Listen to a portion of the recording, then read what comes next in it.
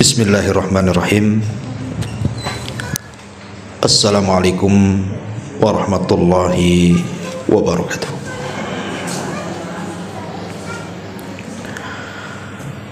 Alhamdulillah, alhamdulillahilladzi hadana wa kafana wa ja'alana minal muslimin. Asyhadu an la ilaha illallah wahdahu rabbi la syarika lah wa asyhadu anna Muhammadan abduhu wa rasuluhu alladzi la nabiyya ba'da, amma ba'du. Alhamdulillah, segala puja dan puji hanya milik Allah subhanahu wa ta'ala. Salawat dan juga salam tak henti-hentinya kita curahkan kepada baginda alam Nabi besar Muhammad sallallahu alaihi wasallam. Pembahasan di pagi hari ini kita akan membahas amalan-amalan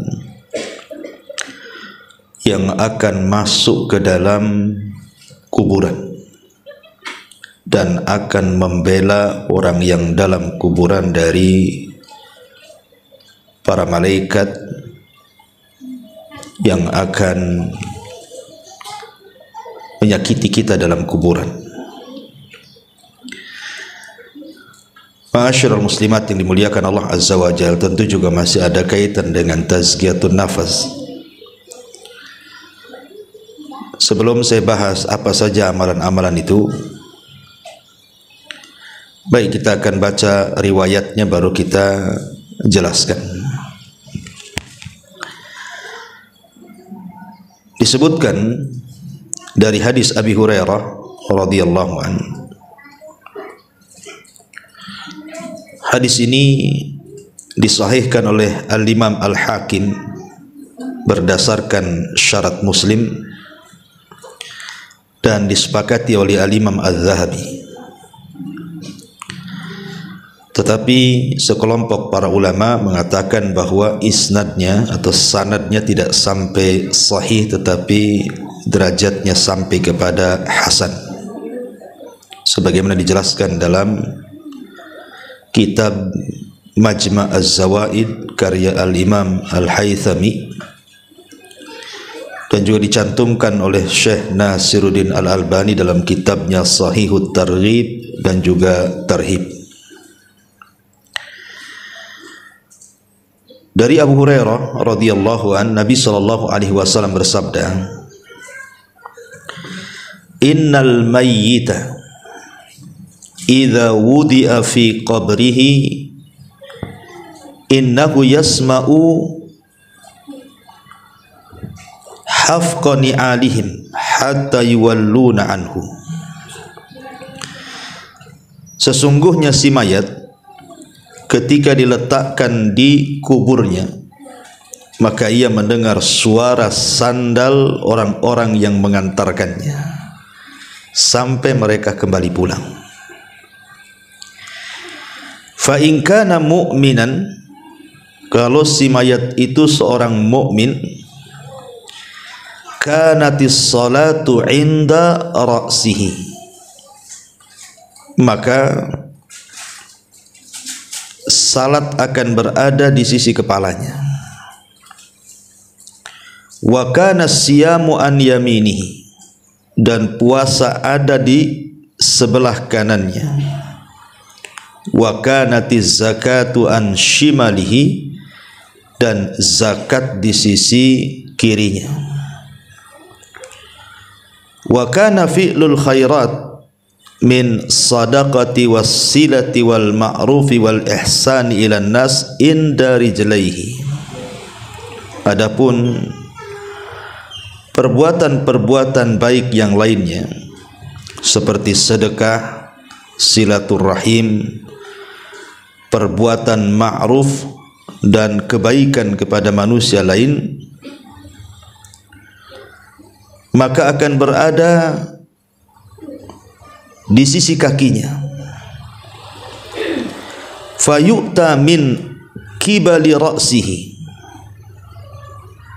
lalu malaikat akan mendatangi dari arah kepalanya. Fataqulus salatu, maka salat akan berkata, ma kibali madkhalun. Kata salat kepada malaikat yang hendak mendatangi dari arah kepalanya tersebut akan mengatakan, tidak ada jalan masuk dari arahku. Thumma yu'ta an yaminihi, maka malaikat akan mendatangi dari sebelah kanannya. Fayaqulu siyam, maka puasa akan berkata, ma kibali madkhal, tidak ada jalan masuk dari arahku. Thumma yu'ta an yasari, maka malaikat akan datang dari sebelah kiri. Fataqulus az-zakatu, maka zakat akan berkata, ma kibali madkhal, tidak ada jalan dari arahku. Thumma yu'ta min kibali rijlaihi, fataqulu fi'lul khairati min sadaqati wassilati wal ma'rufi wal ihsani ilan nas, ma kibali madkhal. Maka ketika malaikat mengarah dari arah kedua kakinya, maka berkatalah amalan-amalan kebaikan dari sedekah, silaturahim, perbuatan yang ma'ruf, berbuat ihsan kepada manusia, tidak ada jalan dari arah kami. Fayuqalu lahu, maka dikatakan kepada si mayat itu, setelah malaikat ini tidak bisa mendatangi dari arah kanan, dari arah akhirnya kemudian si mayat disuruh untuk duduk. Ijlis, duduk kamu. Fayajlis, maka dia pun duduk. Wa qad muthilat lahu syamsu wa qad udiyat lil ghurubi.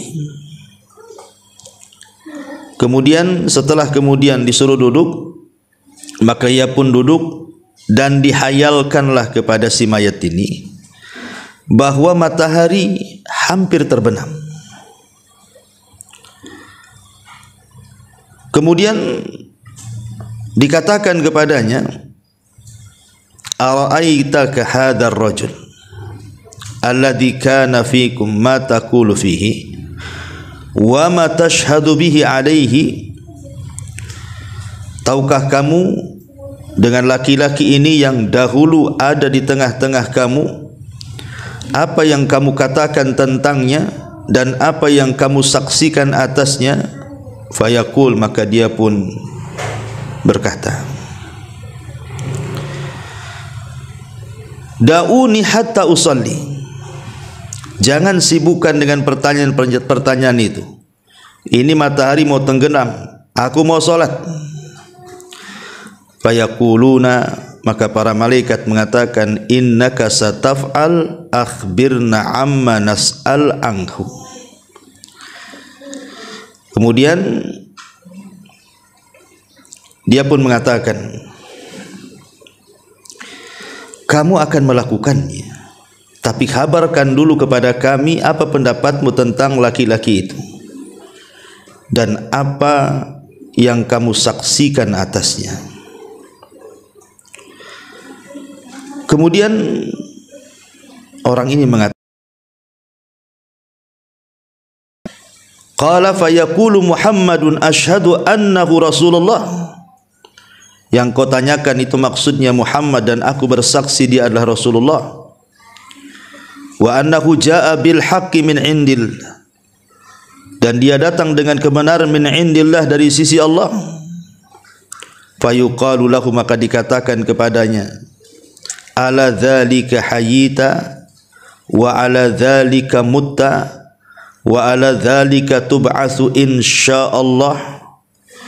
Kemudian dikatakan kepada si mayat ini, di atas hal itulah kamu hidup, di atas itulah kamu mati, dan di atas itu pula lah kamu akan dibangkitkan. Kemudian dibukakan kepadanya sebuah pintu dari sorga, dan dikatakan kepada si mayat ini, hadza maq'aduka minha, inilah tempat dudukmu di sorga. wa ma 'addallahu laka fiha, dan apa yang Allah janjikan untukmu.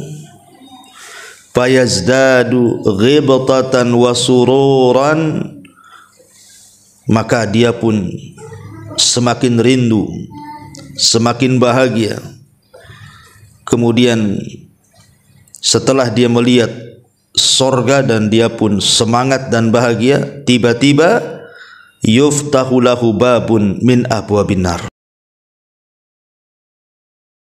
padanya pintu neraka. Setelah dibukakan pintu sorga dia senang, tiba-tiba pintu neraka pula dibuka sama dia.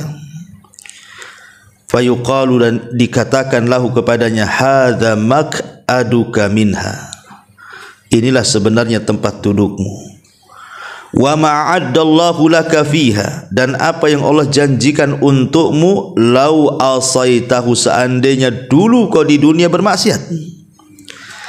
Fayazdadu ghibtatan wa sururan, maka dia semakin senang karena tidak jadi kan dimasukkan ke neraka. Summa yufsahu lahu fi qabrihi sab'una dhira'an, kemudian diluaskan kuburnya sejauh 70 hasta. Wa yunawwir lahu fihi, kemudian didatangkan cahaya yang tadinya gelap menjadi terang benderang dalam kuburnya. Wa yu'adul jasadu lima bada'a minhu, ya. Lalu dikembalikan ruhnya ke dalam jasadnya. Kemudian fataj'alu nasmatuhu fi nasami at-tayyibi, kemudian ruh yang sudah dimasukkan ke dalam jasad tadi dalam rupa yang sangat baik. Wa hiya tayrun ya'luqa fi syajaril jannah, yaitu seperti seekor burung yang bertengger di pohon-pohon sorga. Qala fadzalika qauluhu ta'ala, itulah makna daripada firman Allah Subhanahu wa ta'ala, yutsabbitullahu alladhina amanu bil qawli tsabit fil hayatid dunya wa fil akhirah. Allah akan meneguhkan orang-orang yang beriman dengan ucapan yang teguh di dalam kehidupan dunia dan di dalam kehidupan akhirat. Surat Ibrahim ayat 27. Inilah teks hadis yang kita akan bahas di pagi hari ini. Ma'asyiral muslimat yang dimuliakan Allah Subhanahu wa taala, lihat kisah tadi, bagaimana orang-orang yang beriman yang ketika di dunia banyak mengamalkan amal saleh. Dari amal-amal yang disebutkan dalam hadis ini, amal-amal itu akan masuk ke dalam kubur dan akan membelanya. Kita urut dari berdasarkan riwayat ini. Pertama, salat. Salat inilah yang akan membela kita di kubur kita. Maka jangan pernah meninggalkan salat. Kenapa kemudian permasalahan kubur itu harus seorang muslim itu lebih memperhatikan dengan sangat dalam? Karena Utsman bin Affan radhiyallahu anhu apabila diingatkan soal kubur itu langsung menangis, Bu. Beda kalau diingatkan dengan akhirat, padahal ada neraka di situ. Tapi Utsman biasa-biasa saja. Sehingga dikatakan kepada Utsman bin Affan radhiyallahu anhu, kenapa engkau apabila mendengar kisah-kisah tentang kuburan kau menangis? Tapi kalau diceritakan tentang akhirat kamu biasa-biasa saja. Maka Utsman bin Affan radhiyallahu anhu mengatakan, celaka kalian. Bukankah kubur itu raudun min riyadil jannah au hufratun min hufarin nar?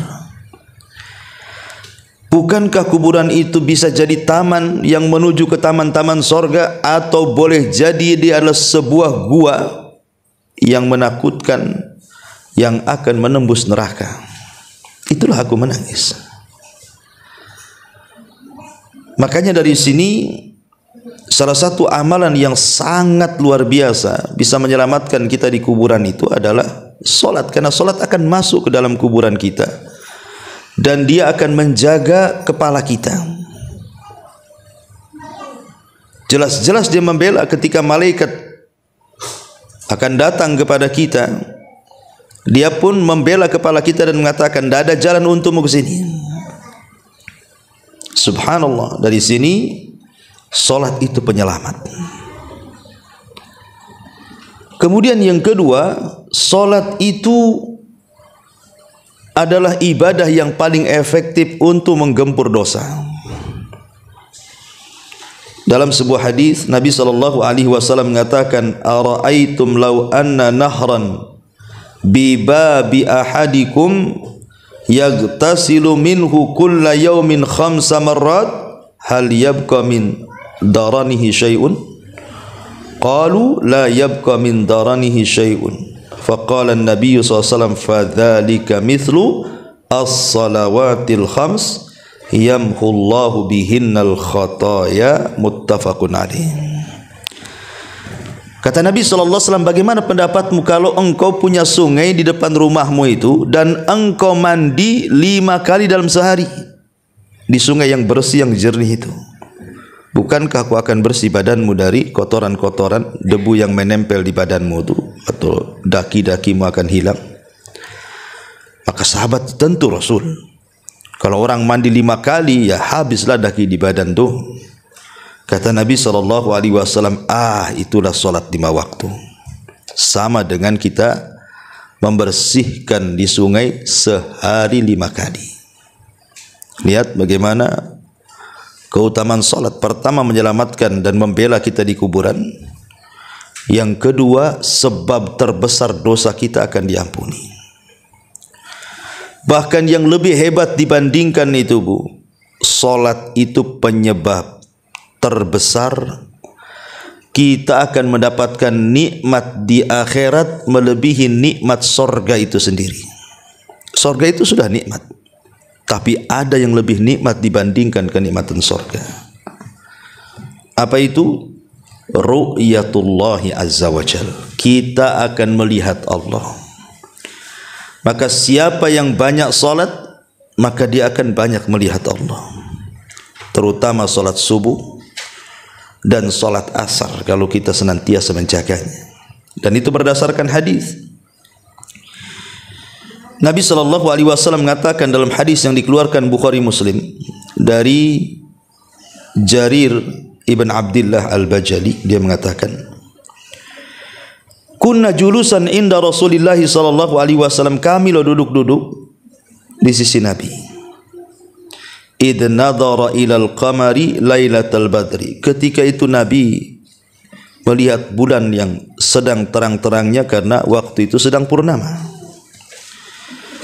Faqala, maka Rasul mengatakan, amma innakum satarawna rabbakum kama tarawna hadzal qamar la tudhammuna fi ru'yatihi fa in istata'tum alla tughlabu ala salati qabla tulu'i syamsi wa qabla ghurubiha faf'alu. Adapun kalian akan melihat Rabb kalian, kata Rasul, seperti melihat bulan purnama malam ini. Engkau lihat bulan purnama itu, maka sahabat melihat bulan purnama. Lah seperti itu engkau melihat Allah, tidak berdesak-desakan sedikit pun. Maka kalau kalian ingin melihat Allah dan kalian bisa, maka lakukan. Syaratnya apa? Kalau kalian mampu untuk tidak terkalahkan dengan sebuah solat sebelum terbit matahari, maksudnya solat fajar, wa qabla ghurubiha, dan solat subuh, maka kata Rasul SAW, faf'alu, lakukan. Dari sini istinbat para ulama bahwa solat itu adalah sebab terbesar kita mendapatkan nikmat ru'yatullah, melihat Allah. Dan itu juga berdasarkan Al-Quran surah Al-Qiyamah dari ayat 22 sampai ayat 32. Wujuhu yawma idzin nadhirah ila rabbiha nadhirah wa wujuhu yawma idzin basirah tadunnu alla yaf'ala biha faqirah kalla idza balagatit taraqi wa qila man raq wa dhanna annahu al-firaq wal taffatis saqu bis-saq ila rabbika yawma idzinil masaq fala saddaqa wala shalla walakin kadzdzaba wa tawalla. Wajah-wajah orang yang beriman pada hari itu berseri-seri, kepada Tuhannya lah mereka melihat, dan wajah-wajah orang kafir pada hari itu muram. Mereka yakin bahwa akan ditimpakan kepadanya malapetaka yang dahsyat. Sekali-kali jangan apabila napas seseorang telah mendesak sampai ke kerongkongan, lalu dikatakan kepadanya, siapakah yang dapat menyembuhkanmu? Dan dia yakin bahwa sesungguhnya itulah waktu perpisahan dengan dunia, dan bertautlah betis kiri dan betis kanan.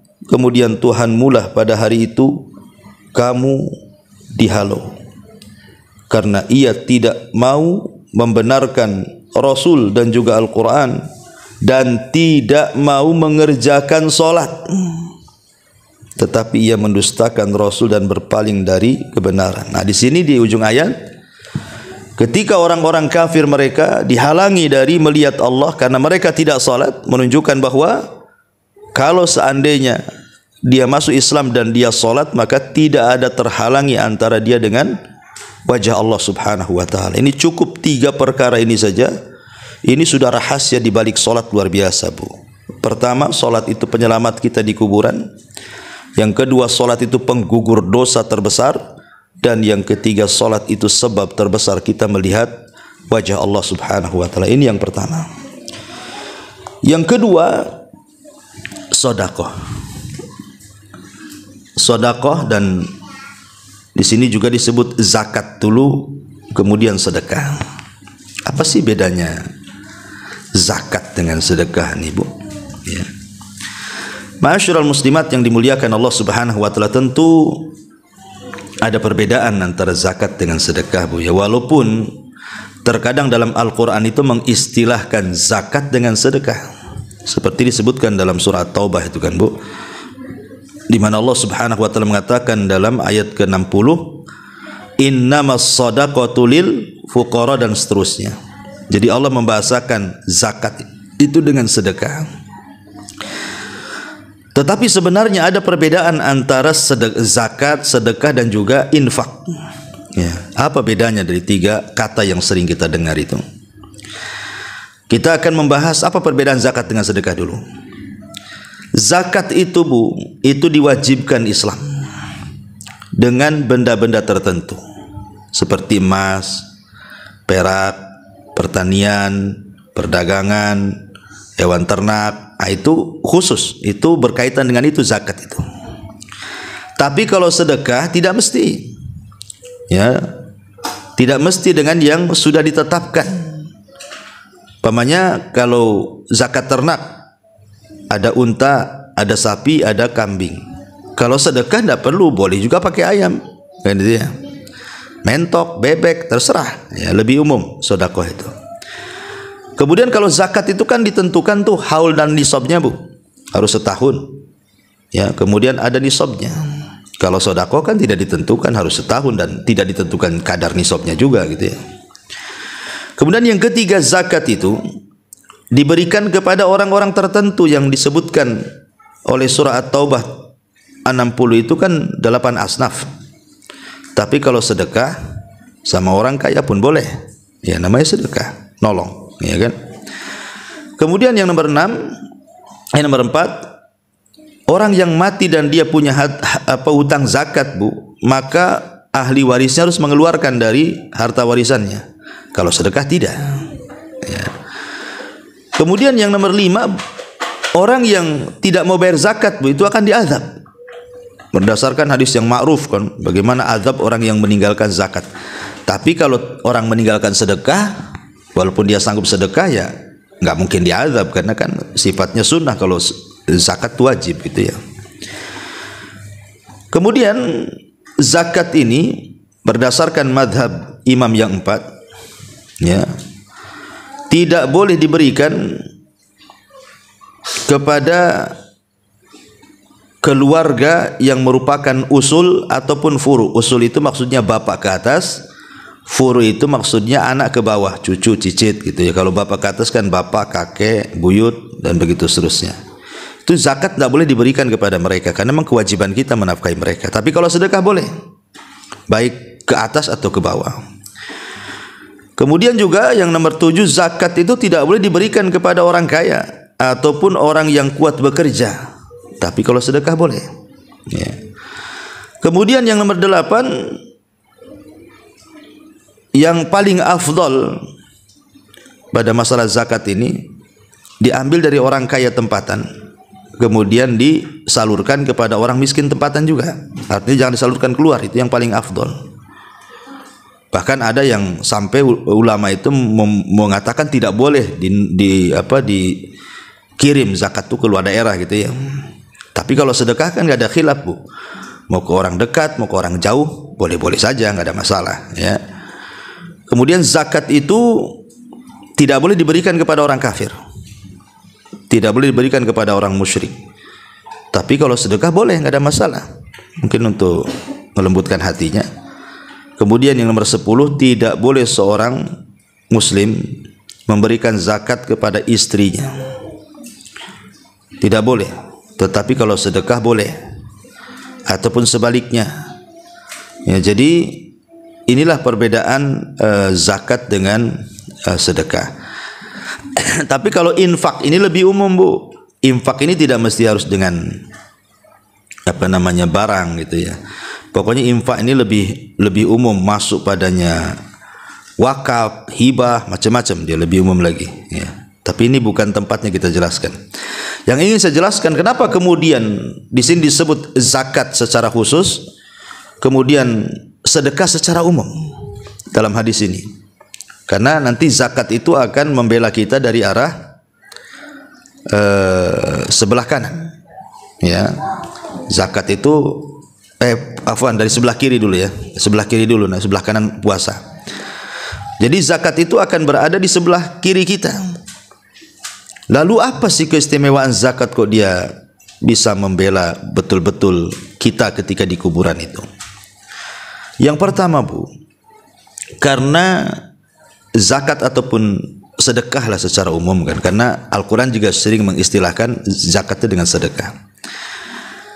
Karena kalau kita lihat keutamaannya, sedekah ataupun di dalamnya ada zakat itu, dia adalah ibadah yang sangat tinggi sekali nilainya di hadapan Allah Subhanahu wa taala. Disebut dengan afdol al-amal, seafdol-afdolnya amal.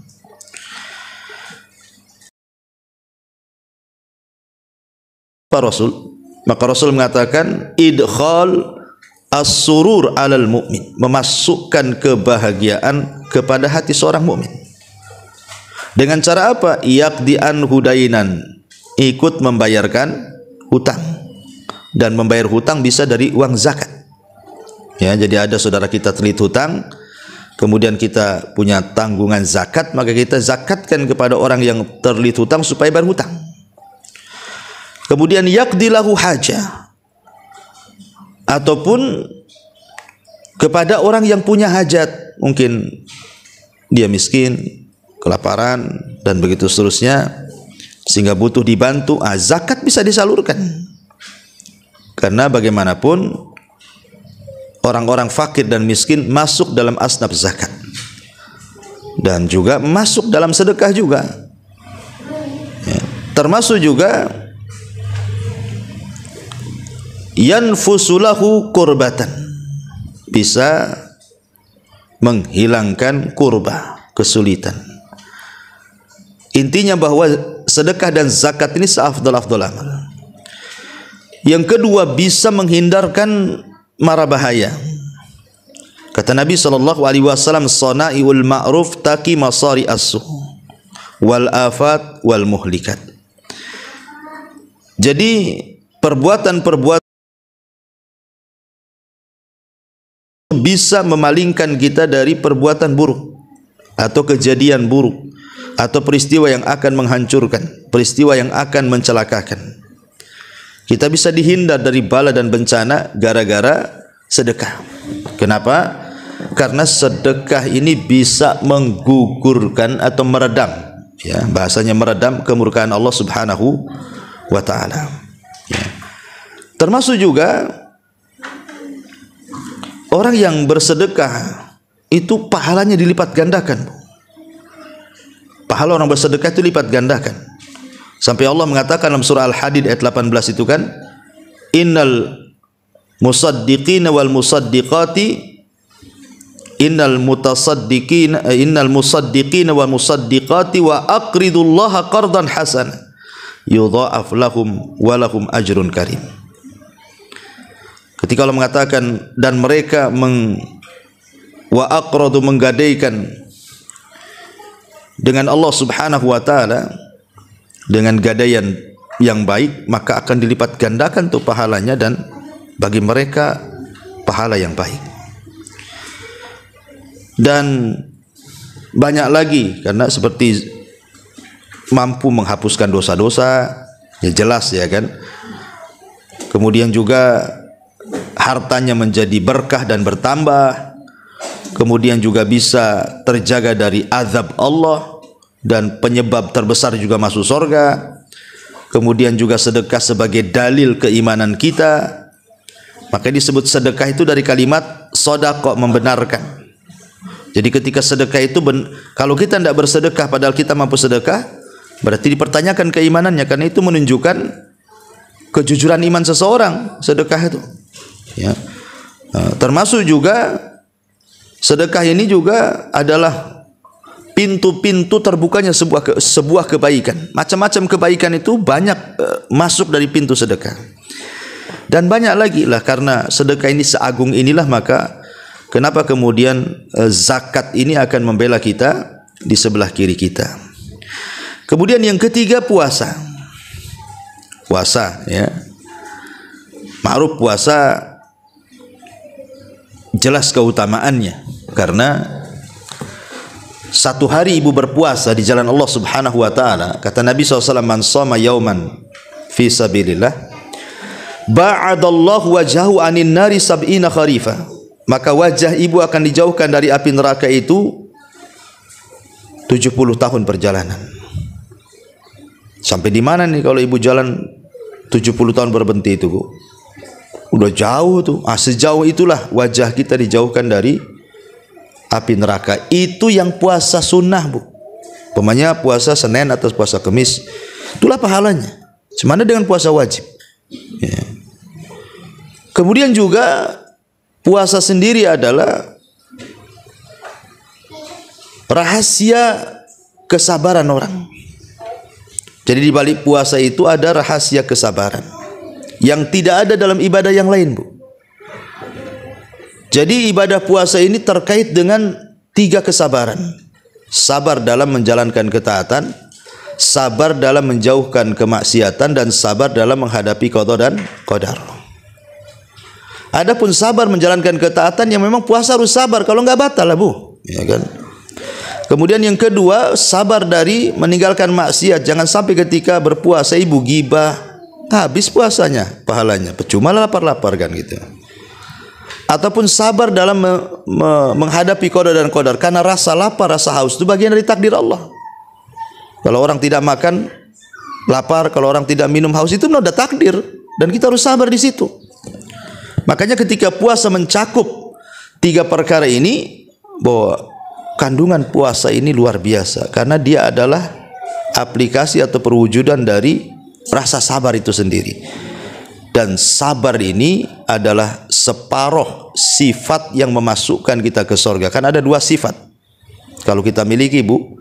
2 sifat inilah penyumbang terbesar kita masuk surga. Pertama sabar, yang kedua syukur.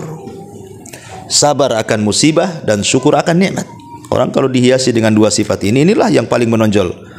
2 sifat orang itu sebab masuk surga. Jadi karena ada terkandung kesabaran puasa dan pahala puasa, pahala orang sabar itu jelas dalam Quran. Innama yuwaffas sabiruna ajrahum bighairi hisab. Kami akan cukupkan orang-orang yang sabar itu tanpa hisab, menunjukkan bahwa puasa itu luar biasa. Ya, akan diberikan pahala yang berlipat ganda yang kita tidak tahu. Apalagi satu-satunya ibadah yang mendekati keikhlasan itu adalah puasa. Kenapa saya katakan mendekati keikhlasan dibandingkan ibadah yang lain? Karena puasa nggak nampak, Bu. Kalau sholat nampak lah ibu takbiratul ihram sampai salam.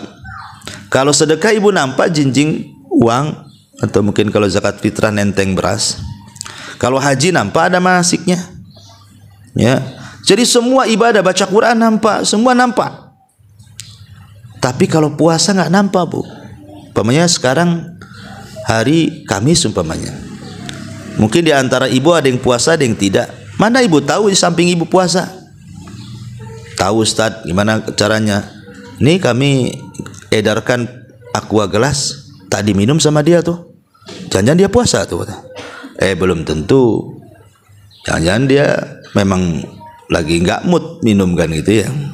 Mungkin dia sudah bawa dari rumahnya termos isinya kopi dengan teh gitu kan. Ngapain pula aqua gelas katanya.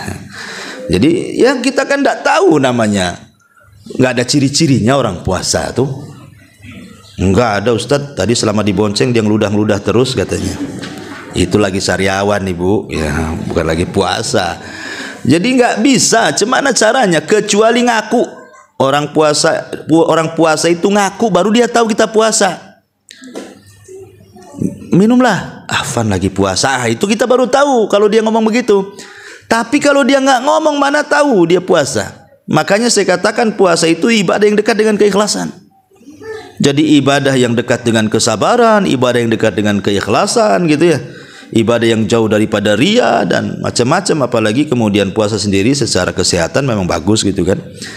Lah sebab itulah maka puasa pun adalah salah satu ibadah yang akan masuk ke dalam kuburan kita dan akan berada sebelah kanan kita, dan setiap malaikat mau datang dari sebelah kanan dia mengatakan tidak ada jalan untukmu, nyingkir sana, nggak boleh, ini nggak ada jalan untukmu, dipagari sama puasanya. Jadi dari atas dipagari oleh sholat, kemudian sebelah kanan oleh puasa, sebelah kiri pula oleh zakat. Nah, berarti tinggal sebelah kaki aja, ya kan? Kepala selamat, kanan selamat, kiri selamat, berarti yang tidak selamat tinggal kaki ini. Tapi kaki pun akan selamat kalau seandainya kita mengerjakan kebaikan-kebaikan atau kebajikan-kebajikan. Kemudian di antaranya disebut dalam hadis ini pertama sedekah, dan tadi saya sudah bahas. Kemudian yang kedua silaturahim, ya, menyambung silaturahim yang putus dengan saudara, dengan kerabat, dengan orang tua disambung gitu ya. Kemudian wal ma'ruf, ya, dan juga al ma'ruf. Apa itu ma'ruf? Ya, ma'ruf itu ya macam-macam penafsiran para ulama. Seperti umpamanya ma'ruf itu setiap kebaikan itu disebut ma'ruf. Ya, setiap kebaikan itu disebut ma'ruf. Umpamanya ibu senyum itu bagian daripada ma'ruf. Ibu nolong orang itu bagian ma'ruf gitu ya. Pokoknya hal-hal yang dipandang baik itu disebut ma'ruf. Kemudian juga al-ihsan ilal ghair, berbuat baik kepada orang lain. Al-ihsan dikatakan oleh Imam At-Tabari, artinya antakuna sariratuhu ahsan min alaniyatihi. Jadi yang dimaksud ihsan itu yang tersembunyi itu harus lebih baik dibandingkan yang nampak. Yang tersembunyi di hati itu lebih baik dibandingkan yang tampak. Tapi kan kita malah terbalik, yang tampak lebih baik.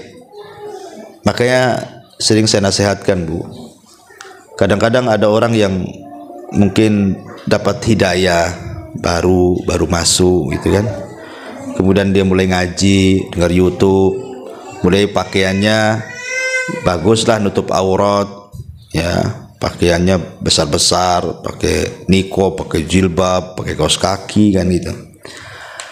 Jangan sampai hijrah itu hanya sekedar hijrah pakaian. Itu yang banyak di masyarakat nih. Hijrah itu cuman pakaiannya saja.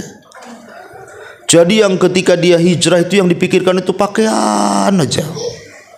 Ya, setiap pegang handphone Bu, masuk ke Tokopedia itu Bu, itu yang klik di pertama cadar. Keluar macam-macam cadar kan. Pakaian syar'i keluar macam-macam, itu aja ditengok tuh. Kemudian pikir nih, gimana belinya, di mana, gimana cara dapat duitnya. Akhirnya dikumpulkan nih, setahun baru bisa nih. Nah, jadi atau kalau keluar itu dandan di kaca itu sampai mau pecah kacanya Bu. Jadi mungkin saking lamanya gitu ya. Itu kan takut mereng, takut ada binti, takut apa. Apa yang mau dilihatkan ibu aja pakai cadar kan gitu. Nah, ibu mau lihatkan pakaian kan, berarti di situ. Lah jangan sampai hijrah itu hanya di pakaian, jangan sampai itu nggak ihsan namanya. Karena ihsan itu disebutkan oleh Imam Tabari yang di dalam itu harus lebih baik dibandingkan yang di luar. Ya, karena banyak gitu ya. Kok udah ngaji masih gibahnya lebih dahsyat dibandingkan ketika masih belum ngaji. Kenapa saya katakan lebih dahsyat? Karena kalau belum ngaji, mungkin belum tahu ilmunya Bu, belum tahu dosanya. Yang gibah aja dia kerjanya. Ini udah ngaji, udah tahu dosanya. Ustaz-ustaz pun udah sering, udah bolak-balik nasihati dari macam-macam ustaz. Tetap aja gibah. Gibahnya beda.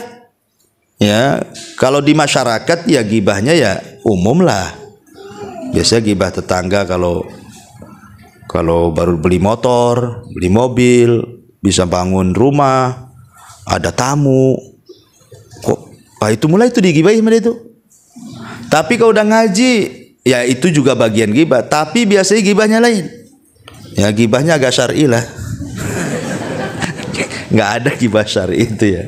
Ya gibah ya dosa lah. Nah, cuman yang digibah ya sesama umahat yang sudah ngaji, sampai ke ustadznya digibahi kan itu ya. Jadi kena semua. Gibah masalah dilarang, jangan ngaji ke sana. Itu saya dengar Ustadz Anu itu gini, ustadznya yang kena.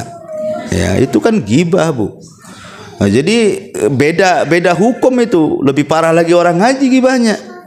Karena dia tahu hukum masalahnya. Jadi saya nasihatkan Bu, kalau bisa hijrah ya hijrah. Mendingan hijrah hatinya daripada pakaiannya, daripada hijrah pakaian hatinya tak pula tak hijrah masih kotor, masih penuh hasad, dengki dan begitu seterusnya. Karena itu belum sampai ke taraf ihsan namanya. Lah ihsan juga disebutkan dalam sebuah riwayat dari Musnad Abi Hanifah rahimahullahu taala. Dia mengatakan qala al-ihsan an ta'mala lillah. Tiap yang kita beramal ditujukan kepada Allah, itulah ihsan. Dan dalam riwayat Muslim, antahsyallaha ka'annaka tarahu fa innaka illam takun tarahu fa innahu yara. Jadi ihsan itu seolah-olah engkau takut kepada Allah. Kalaupun tidak bisa, maka yakinlah Allah melihat kita. Ya. Intinya bahwa ihsan itu kalau diterjemahkan adalah kebaikan. Dan kebaikan itu sering saya ulang-ulang Bu. Ya, jangan meremehkan sekecil apapun kebaikan. Walaupun kecil. Jangan. Karena kecil ini terkadang bisa menyelamatkan orang dari neraka dan dimasukkan ke surga. Sampai-sampai Rasul mengatakan fattaqun nar walau bisyikit tamr. Takutlah akan neraka walaupun kau sedekah dengan separuh biji kurma. Separuh kurma itu mana mengenyangkan Bu. Tapi Rasul mengatakan seperti itu. Karena nanti pada hari kiamat itu ada orang-orang Bu diletakkan di tempat yang paling tinggi di antara sorga dan neraka, yang disebut dengan Ashabul A'raf.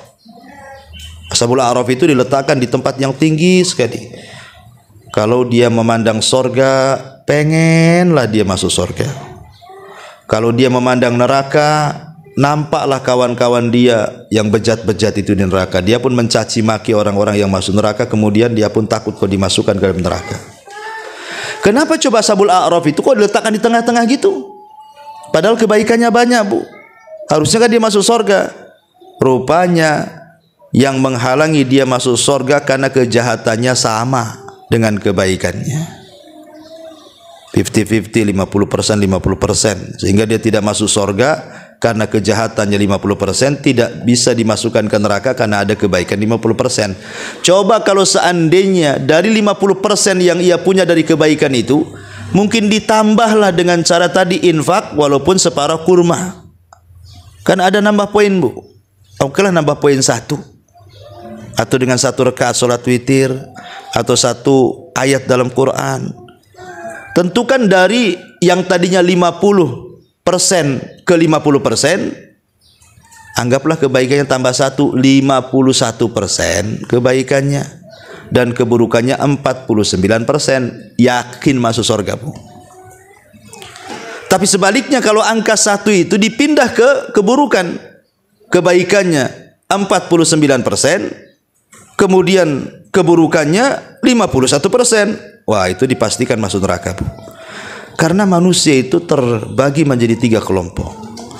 Kelompok yang pertama yang berat timbangannya, walaupun hanya 1%, direct masuk surga, nggak ada cerita neraka. Kedua, orang yang berat timbangan buruknya, direct masuk neraka. Ya tentu tergantung amalannya, apakah dia lama atau tidak neraka. Kemudian yang ketiga yang tengah-tengah, kebaikan dan keburukannya sama, itulah Ashabul A'raf. Jadi jangan sampai dalam sehari ini kita tidak berbuat baik. Ya, mungkin berbuat baik itu kan maksudnya baik kepada diri sendiri, kepada orang lain, atau kepada Allah. Banyak kok caranya kok. Kita bisa mendapatkan pahala dalam 1 hari itu. Jangan 1 hari 1 detik pun itu bisa ibu bisa dapat pahala. Zikir aja lah. Subhanallah, nggak sampai 1 detik dapat pahala. Ya, jadi jangan sampai remehkan kata Rasul, la tahqiranna minal ma'rufi syai'an walau antal wajhaka biwajhin talqin. Jangan remehkan sekecil apapun kebaikan, hatta walaupun hanya sekedar melemparkan senyum kepada saudaramu. Wallahu a'lam. Inilah tema kita. Taib, sebelum saya tutup, kita buat tanya jawab.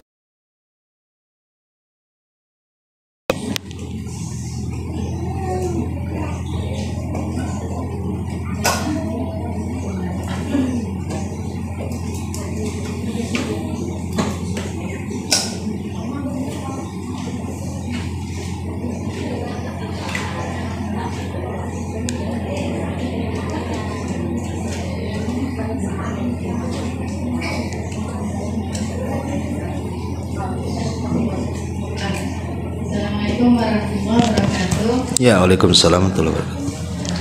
Ini tentang Ashabul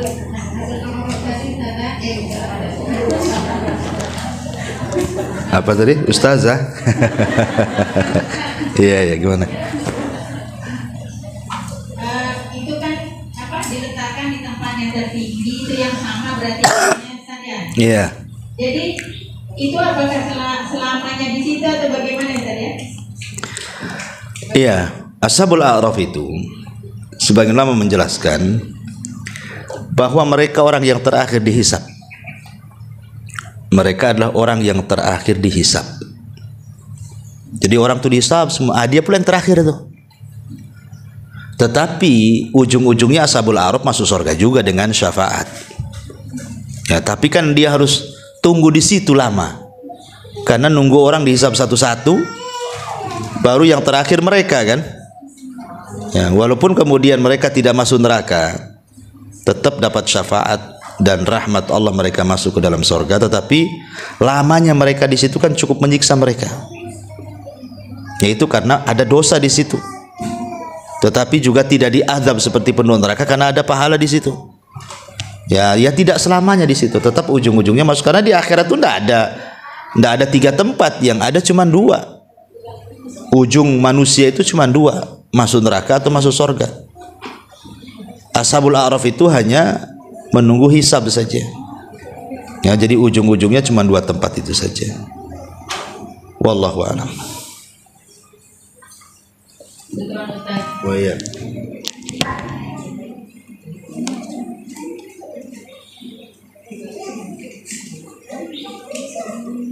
Assalamualaikum Ustaz. Ya, waalaikumsalam warahmatullahi. Ini yang saya tanyakan Ustaz masalah fitrah. Kalau kita berfitrah bulan puasa itu dibayarkan anak, sedangkan kita masih bisa gitu ya Ustaz ya. Jadi bagaimana itu Ustaz kalau anak yang bayarkan kita dapat pahalanya atau anak yang dapat pahalanya Ustaz? Terima kasih. Iya. Ya, kalau memang ibu sanggup, sebaiknya tidak usah dibayarkan anak. Kalau memang ibu ada rizki kan, karena memang apa sih tujuan zakat fitrah itu, Bu? Tujuan zakat fitrah itu adalah untuk menyempurnakan kekurangan-kekurangan kita saat puasa Ramadan. Ya, kita tidak tahu lagi puasa, mungkin kita ini gibain orang, ya kan? Mungkin kita dusta, mungkin kita jelekin orang, rendahin orang, kan kita tidak tahu, Bu. Sama dengan sholat, kadang khusyuk, kadang tidak, kadang melamun, ya kan? Sholat kan gitu juga, Bu. Lah sholat rawatib itu bisa nembel kekurangan sholat wajib. Lah zakat fitrah itu untuk menembel kekurangan ibu puasa selama Ramadan. Jadi dikurangi dengan, disempurnakan dengan zakat fitrah itu. Karena itu untuk membersihkan orang yang berpuasa. Itu salah satunya fungsinya, karena banyak fungsi yang lain kan. Cuman ini salah satu fungsi yang berdasarkan nas hadis seperti itu. Tuhratun lis-shaimin, untuk membersihkan orang-orang yang berpuasa. Sehingga kalau bisa jangan difitrahkan orang. Kalau kita sanggup, ya fitrahkan diri sendiri saja. Nah, tapi kalau seandainya anak itu memberikan uang kepada ibu untuk zakat fitrah gitu ya, artinya diterima dulu sebagai pemberian anak, bahwa uang itu adalah sudah jadi hak milik ibu. Nah, dengan uang itu ibu bisa belikan beras. Ya, tidak ada masalah seperti itu. Jadi anak ingin berbuat baik, dia ngasih uang sama orang tuanya. Nah, uang yang dari anak itu kan sudah milik ibu tuh, bukan milik orang anaknya lagi. Ya, dibelikan. Nah, tapi kalau memang ibu kasihan anaknya juga masih susah gitu ya, dan ibu sanggup, ya bayar sendiri aja lah zakat fitrah. Itu lebih afdal. Ya, wallahu a'lam. Iya. Mohon dijelaskan tentang amalan yang membuat orang bisa masuk surga tanpa hisab. Yang keduanya, bagaimana kita berdoa bisa dilakukan dalam keadaan sakit. Maksudnya gimana? Amalan-amalan yang bisa seseorang itu bebas dari hisab gitu. Oh. Terus yang keduanya doa atau amalan yang bisa kita mati dalam keadaan sahih. Husnul khotimah. Wa iya, ya. Ya, alhamdulillah. Salatu wassalamu ala Rasulillah. Amma ba'du. Ada sebuah hadis yang ma'ruf ya, ketika Nabi sallallahu alaihi wasallam diperlihatkan umatnya pada hari kiamat. Jadi ada di antara umatnya itu 70.000 yang masuk surga tanpa hisab dan adab. Lah salah satunya, kemudian Nabi SAW menjelaskan itu maksudnya siapa sih kelompok ini. Maka Rasul Shallallahu Alaihi Wasallam menyebutkan 4 sifat, ya 4 sifat. Pertama, alladzina la yastarqun, orang-orang yang tidak minta diruqyah. Sebenarnya minta diruqyah boleh, ya kalau memang mendesak, kata Syekh bin Baz kalau tidak salah. Kalau memang tidak ada cara lain pengobatan, maka ruqyah itu sebagai alternatif terakhir gitu maksudnya. Maka itu tidak mempengaruhi, tidak terkeluar dari 70 orang yang masuk surga tanpa adab dan hisab. Tapi kalau Sebenarnya obat lain banyak, ataupun dia pun bisa meruqyah diri sendiri, ngapain Pak orang lain ngeruqyah dia, kan gitu ya. Nah, maka ketika kita ada alternatif yang lain, sedikit-sedikit minta ruqyah, ya itulah yang terkeluar dari orang-orang yang tanpa hisab dan adab. Kemudian yang kedua, wala yaktawun, orang yang menggunakan besi-besi panas dijadikan pengobatan. Kenapa? Karena ini mengurangi tauhid. Sama dengan ruqyah, minta ruqyah mengurangi tauhid karena takut ada ketergantungan hatinya dengan si peruqyah, bukan dengan Allah. Ataupun orang yang berobat dengan besi yang disundut itu, dengan besi panas, takut timbul rasa takut yang berlebihan sehingga dia takut kepada besi bara api dibandingkan takut dia kepada Allah Subhanahu wa taala. Ya. Kemudian kata Nabi SAW, anggap sial, barang, benda, binatang, mimpi. Nah, itu karena mengurangi tauhid juga. Dan yang terakhir, wa ala rabbihim yatawakkalun, dan kepada Rabbnya mereka pun bertawakal kepada Allah Azza wa Jalla. Memang ini agak berat, Bu. Ya, berat ya. Tawakal itu bukan perkara yang mudah. Memang berat sekali karena itu kan menyandarkan hati kepada Allah. Terkadang ketika kita ini diuji oleh musibah saja, kadang-kadang hati kita ini bisa berubah, ya. Nggak susah untuk tawakal kepada Allah tuh. Baru diuji sedikit saja kita tawakalnya kepada makhluk. Ya, kadang-kadang seperti itu. Tapi kalau orang bisa melalui 4 perkara ini, ya insya Allah berdasarkan sabda Nabi dia akan masuk surga tanpa hisab dan adab. Termasuk juga para mujahidin, ya, orang-orang yang berjihad di jalan Allah Subhanahu wa taala. Ya, tetapi apakah orang yang mati syahid itu juga harus mati di medan tempur? Tidak. Niat ingin mati syahid aja kalau meninggal di rumahnya sudah dianggap mati syahid. Ya. Ya, intinya Bu, banyak-banyak berdoa minta kepada Allah agar diwafatkan kelak tanpa hisab dan azab. Ya. Ini yang pertama. Pendek-pendek aja. Yang kedua tadi, penyelamat apa tadi? Amalan penyelamat azab kubur. Ulangi, Bu. Oh,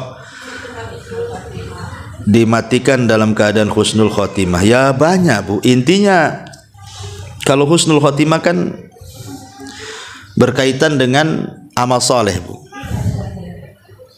Pokoknya, Bu, banyak amalan-amalan yang jelas. Seperti umpamanya ibu sebelum tidur. Sebelum tidur itu, Bu, ibu perbanyaklah di situ, entah baca Quran, entah zikir, doa-doa tidur, ya. Perbanyak amal soleh sebelum tidur itu. Kalau Allah Subhanahu wa ta'ala takdirkan kok ibu nggak bangun lagi alias mati, insya Allah, Bu, ibu husnul khotimah. Kalau sebelum tidurnya ibu tidak melakukan maksiat dan disibukkan dengan ibadah. Kenapa? Karena orang yang menjaga wudu saja sebelum tidur, umpamanya ibu belum tidur kemudian menjaga wudu, saat ibu tidur itu jadi ibadah, Bu. Karena ada malaikat samping samping kanan kiri ibu. Kalau ibu berguling ke arah kanan, malaikat sebelah kanan mengatakan, ya Allah ampuni orang ini, ya Allah rahmati orang ini. Apabila dia berguling ke sebelah kiri, maka malaikat sebelah kiri juga akan mengatakan sama, ya Allah ampuni orang ini, ya Allah rahmati orang ini. Masalahnya ini guling-guling sana sini, Ustaz.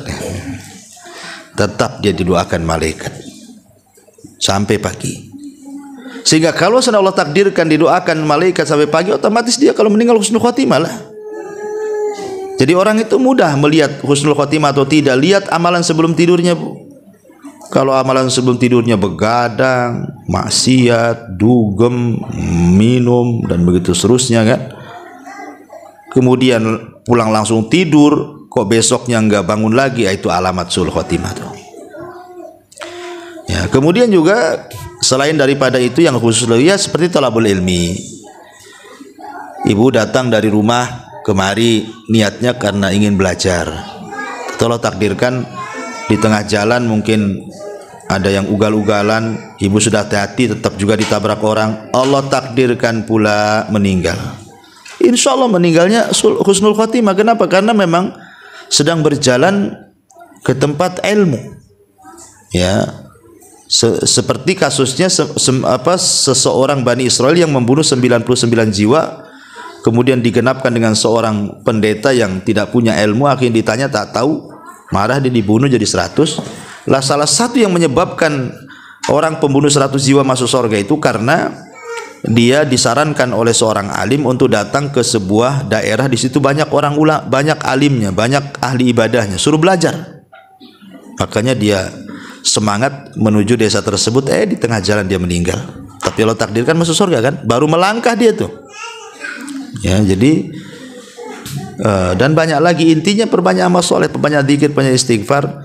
Karena bagaimanapun ada hadis yang mengatakan manusia itu bangkit atau dibangkitkan pada hari kiamat sebagaimana ketika dia mengakhiri kehidupannya, dan orang itu akan diwafatkan oleh Allah sebagaimana kebiasaan hidupnya.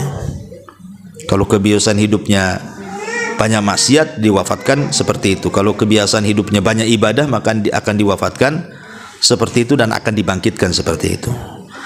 Wallahu alam. Pembahasan ini panjang, kalau cerita sul khotimah, husnul khotimah ini perlu kajian lagi yang lebih mendalam.